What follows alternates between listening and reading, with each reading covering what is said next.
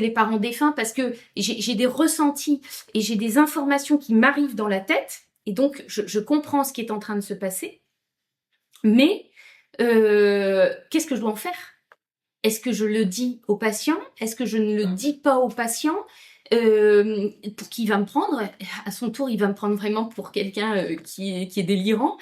Qu'est-ce que je fais de ça? Et puis, ces parents défunts, donc ils étaient à deux, il n'y en avait pas qu'un, il y en avait deux, et ils sont pressants, ils commentent tout ce que le patient me raconte, au point qu'au bout d'un moment, je cède et je dis au patient, écoutez, vos parents sont entrés dans la pièce, ils sont en train de commenter tout ce que vous dites, voilà ce qu'ils ont dit depuis le début.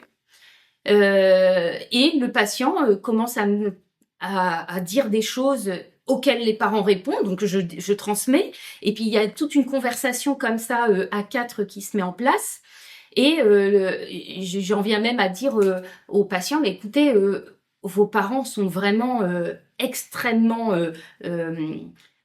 insistants, présents, c'est dans leur tempérament d'être comme ça. Il me dit, mais oui, bien sûr, je les retrouve tout à fait. C'est tout à fait conforme à ce qu'ils étaient de leur vivant. Et le père en particulier, parce que c'était lui qui prenait le plus la parole, qui était comme ça, à commenter absolument tout.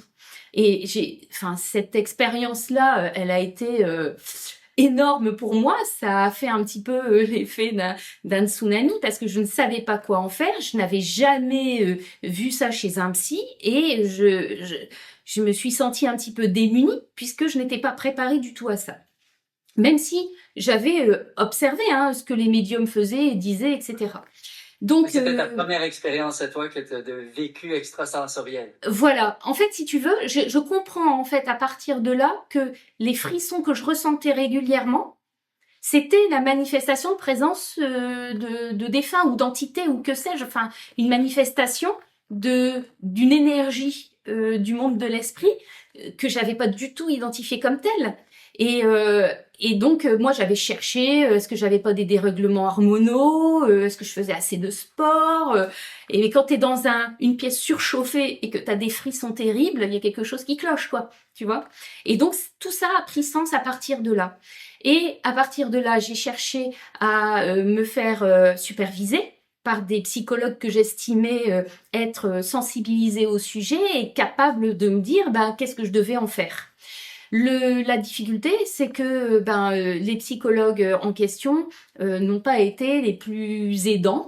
D'une part parce qu'il y en a un qui a cherché à me faire peur.